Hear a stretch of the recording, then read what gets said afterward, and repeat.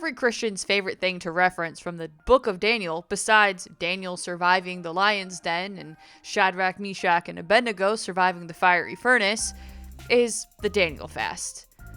Some would argue that this is why we should be vegetarians.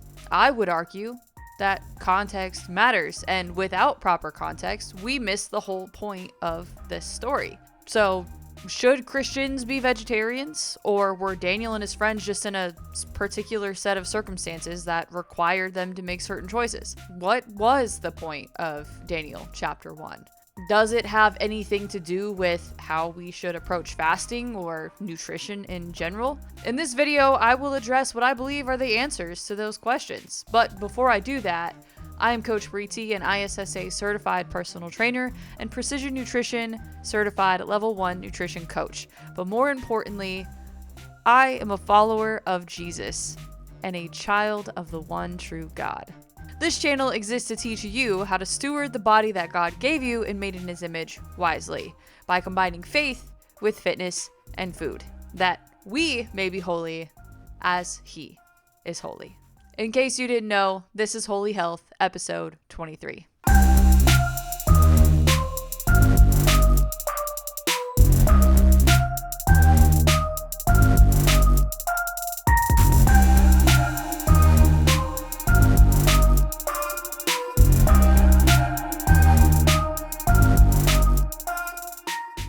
Before we get into this video, please do me a quick favor.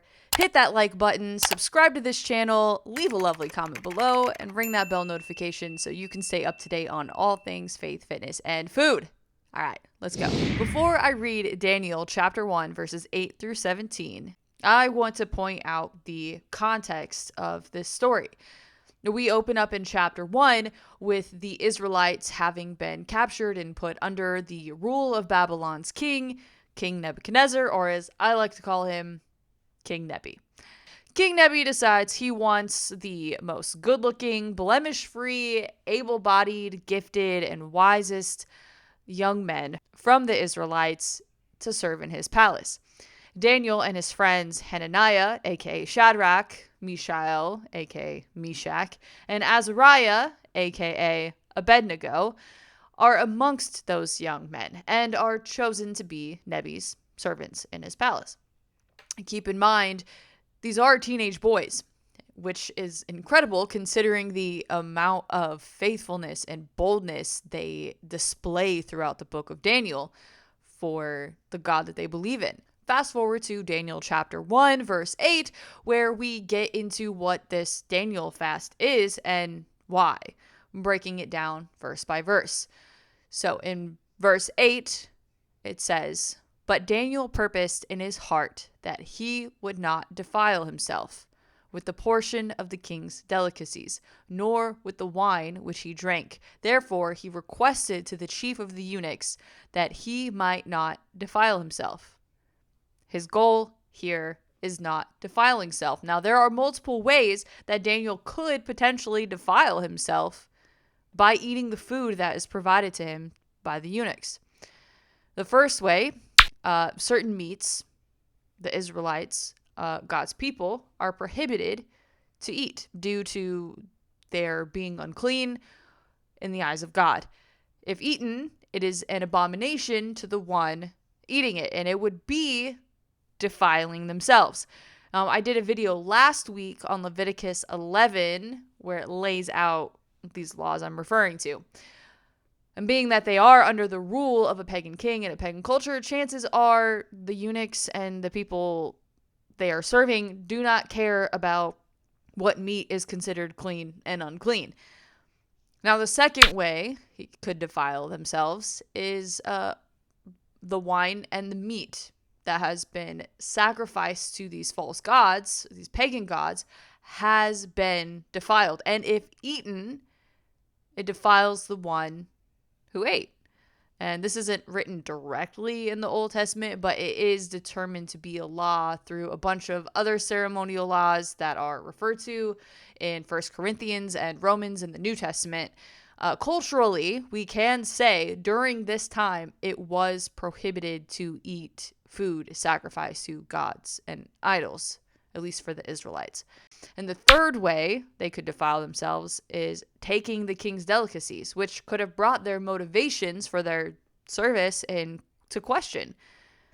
For instance, if Daniel took the delicacies of the king and then offered to interpret his dream, God would not have been the clear and undeniable one who gets the glory, who actually is the one interpreting the dream through Daniel.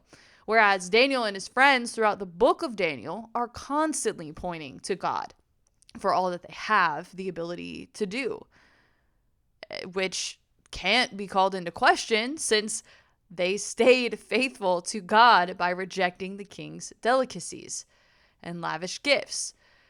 Continuing on in verse 9. Now God had brought Daniel into the favor and goodwill of the chief of the eunuchs. And the chief of the eunuchs said to Daniel, I fear my lord the king, who has appointed your food and drink. For why should he see your faces looking worse than the young men who are your age? Then you would endanger my head before the king. But watch God work. Verse 11. So Daniel said to the steward, whom the chief of the eunuchs had set over Daniel, Hananiah, Mishael, and Azariah, please test your servants for 10 days, and let them give us vegetables to eat and water to drink. Then let our appearance be examined before you, and the appearance of the young men who eat the portion of the king's delicacies, and as you see fit, so deal with your servants. So he consented with them in this matter and tested them 10 days. And at the end of the 10 days, their features appeared better and fatter in flesh than all the young men who ate the portion of the king's delicacies. Thus the steward took away their portion of delicacies and the wine, and that they were to drink. And the wine, that they were to drink, and gave them vegetables. As for these 4 young men, God gave them knowledge and skill in all literature and wisdom, and Daniel had understanding in all visions and dreams. Now I can hear the vegetarians yelling, see? They were healthier than the meat eaters. To which I shall reply, you've completely missed the point and are off your rocker here. They were not healthier because they refrained from eating meat and only ate vegetables. They were healthier because God sustained them in their faithfulness to refrain from eating the stuff that he had commanded them to not eat, which is partly why we call it a fast. Fasting is depriving yourself of your basic need of food and relying on God and his word to be your source of health and sustainability. It's a very spiritual process. But like I said, that's only half of it. The point of this whole story is that God is glorified by the unwavering faithfulness of Daniel and Hananiah, Mishael, and Azariah, which plants a seed of favor for them in the eyes of King Nebi, which later in the book of Daniel, King Nebi goes through a very intense process of basically being exiled from his kingdom for a time until he acknowledges that all the things that he witnessed happen to Daniel and his friends means that he's serving the wrong God and that their God is the one true God. And once he finally admits that, he gets his kingdom back. Anyway, so Nebi at this point is starting to recognize the power of their God, my God, and hopefully your God. So this isn't a story about how we should be vegetarians or that we should fast in this particular manner. It is a story, however, about how God honors those who are humbly submitted to him and are unwavering in their faith despite the circumstances. Now, I would say that this is the theme of the book of Daniel as a whole. I would say Charlie Kirk understood that, as did the apostles, Peter, Paul, James, the Christians who have been arrested for simply owning Bibles in North Korea and China, and the Christians in Nigeria that are being slaughtered in the thousands right now. Need I go on? You see, God is with his people.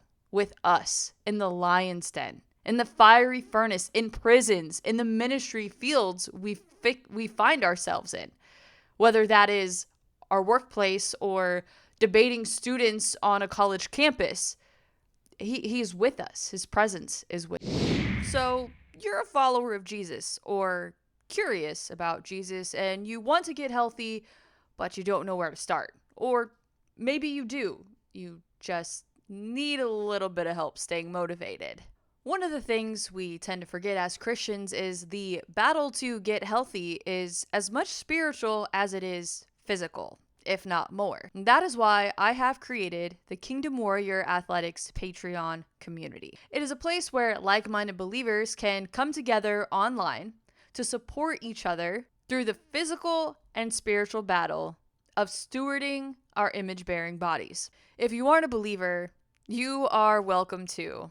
Just be prepared for a lot of Jesus talk. Regardless, you can join for free and have access to our Kingdom Warrior community and prayer request chats, and be able to participate in our monthly prayer video calls. If you are someone who needs accountability, prayer, and answers to your burning questions, you can simply partner with us for $10 a month. This will get you access to our Kingdom Warrior community chats, our monthly prayer video calls, and our monthly live Q&A with yours truly. If you are someone who also needs a bit of help getting started in the gym, you can join at Faith and Fitness Level 1 for $50 a month. Where not only will you be part of all of our community chats, our monthly prayer call, and our live Q&A, but you will also receive access to a new pre-written fitness program every month. This fitness program includes a digital copy of the program for you to track your progress, as well as access to video demonstrations of the workouts. And if you need more in-depth fitness coaching, you can join for $100 a month and receive access to our